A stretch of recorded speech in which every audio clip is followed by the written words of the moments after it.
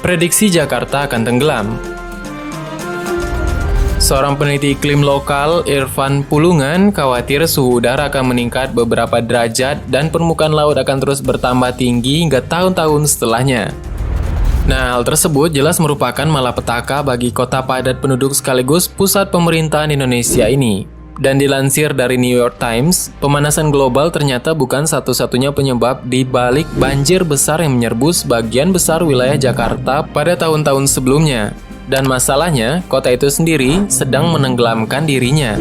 Bahkan jika mau dihitung, Jakarta merupakan kota yang tenggelam paling cepat dibandingkan kota besar lainnya di bumi ini. Bahkan lebih cepat daripada perubahan iklim yang akan menyebabkan laut naik.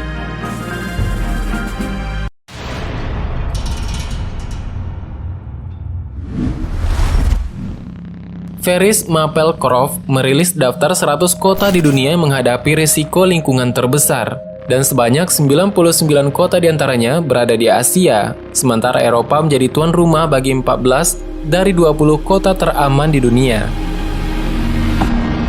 Jakarta, yang berpenduduk 10 juta orang, ditempatkan sebagai kota paling rentan di dunia terhadap risiko lingkungan.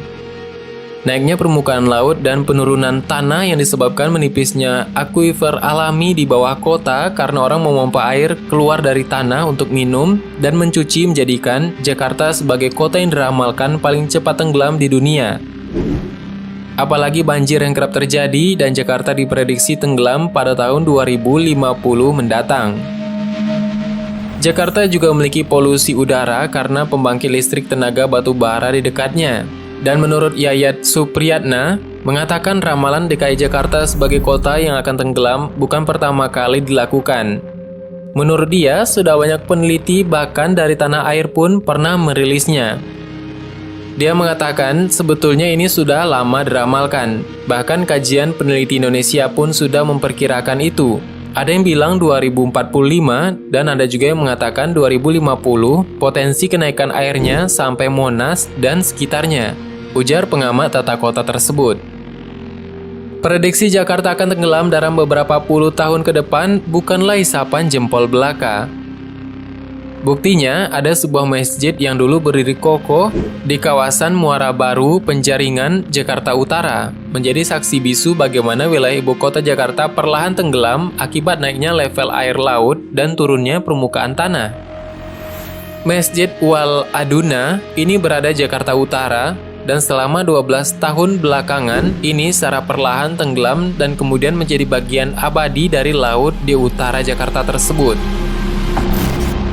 Mungkin kita bisa melihat pada cuplikan video ini. Tentunya masjid tersebut dibangun dari tanah yang dulunya tentu saja tidak terkena air, dan bangunan-bangunan di sana tentunya masih ada berdiri kokoh ketika sebelum banjir ataupun air laut menutupi daerah tersebut.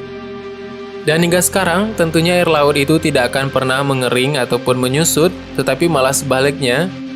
Kita bisa melihat masjid ataupun kawasan sekitarnya telah terendam oleh air laut dan kita bisa mengukur ketinggian air tersebut berdasarkan bangunan-bangunan yang telah dibangun di sana. Masjid ini sendiri berlokasi tepat di balik tanggul besar penahan air laut di Pelabuhan Sunda Kelapa. Dan air ini dilihat sudah mengenang separuh dari bangunan masjid. Artinya sudah sangat krisis mengenai air laut ini. Apa yang terjadi jika rembesan-rembesan air laut tersebut masuk dan menggenangi tanah di Jakarta, ataupun di bagian-bagian tertentu di Jakarta ini? Dari video yang terlihat bahwa cat putih pada dinding sudah mengelupas dan digantikan oleh lumut-lumut yang tumbuh subur. Hal ini mengisyaratkan bahwa bangunan-bangunan yang telah dibuat oleh manusia pada saat itu dan tiba pada masa sekarang, saatnya alam mengambil alih bangunan-bangunan tersebut. Seng pada atap masjid juga sudah hancur, dan berbagai jenis sampah yang terbawa arus tersangkut di sisi-sisi masjid. Dan ini banyak diliput oleh berbagai media. Mengingat bahwa masjid tersebut menjadi bagian dari peradaban masyarakat di Jakarta tersebut, yang sekarang sudah secara alami tenggelam dan sepenuhnya berada di bawah level permukaan air. Dan pada tahun 2021 lalu, sebanyak 14% wilayah Jakarta sudah berada di bawah laut. Dan angka ini diperkirakan meningkat menjadi 28% pada 2050 mendatang. Fenomena ini disebabkan oleh kombinasi dua faktor. Yang faktor utama tadi adalah naiknya level air laut akibat pemanasan global yang melelehkan gunung es di kutub utara serta selatan.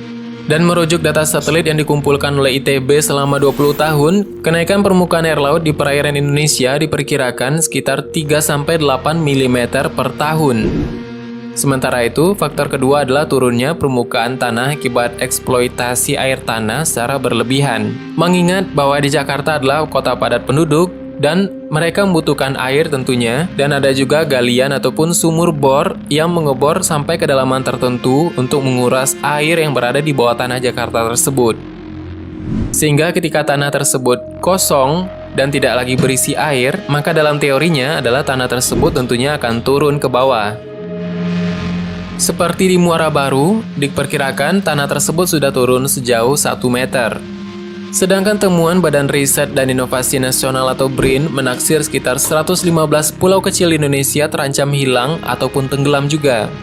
Ada juga ratusan pulau yang berpotensi terkena dampak berlipat akibat kenaikan permukaan air laut sekaligus penurunan permukaan tanah tersebut.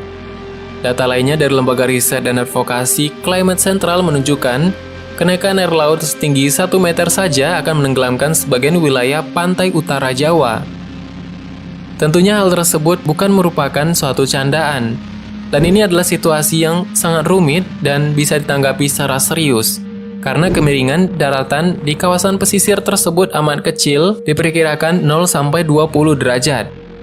Diketahui, selama tahun 1993 sampai 2003, luas daratan di Pulau Rondo contohnya, yang terletak di ujung barat Selat Malaka, Aceh, terus berkurang sebesar 1.856 meter persegi per tahun. Dan hal ini terjadi akibat kenaikan air laut setinggi 1,30 mm per tahun. Dan tren kenaikan air laut ini juga terjadi di Pulau Berhala, yaitu yang terletak di kawasan perairan Provinsi Riau, sebelah timur, yang naik sebesar 3,46 mm per tahun. Dan juga Pulau Nipah di Kepulauan Riau sebesar 3,48 mm per tahun. Dan tentunya Jakarta tidak akan mampu membangun tembok yang cukup tinggi untuk menahan serbuan air dari sungai dan khususnya Laut Jawa. Dan kondisi Jakarta ini ternyata pernah dialami oleh ibu kota Jepang, yaitu Tokyo, pada tahun 1900 silam. Dan saat itu Tokyo mengalami penurunan daratan 365 meter, tetapi pemerintah Jepang dengan aturan ketat dan revolusi pembangunan, mereka berhasil menghentikan penurunan tersebut. Tentunya kita akan melihat bagaimana ke depannya kondisi Jakarta dan pulau-pulau lain di Indonesia, terutama daerah yang berkawasan padat penduduk. Mungkin itu dulu penjelasan mengenai Jakarta pada video HariWar ini. Kita akan bahas lebih dalam ataupun lebih detail mengenai hal-hal lainnya, mengenai Jakarta juga, mungkin masukan dari teman-teman semua. Silakan tulis di kolom komentar di bawah, bagaimana merumor tambahan? Silakan berikan tanggapan dan komentar di bawah. Sebenarnya sangat banyak hal yang belum akan kita bahas. Tetap nantikan video selanjutnya dengan tombol subscribe dan klik icon lonceng berada di sebelahnya. Terima kasih sudah menonton hingga akhir video ini, kami doakan semoga sehat selalu, sampai jumpa lagi.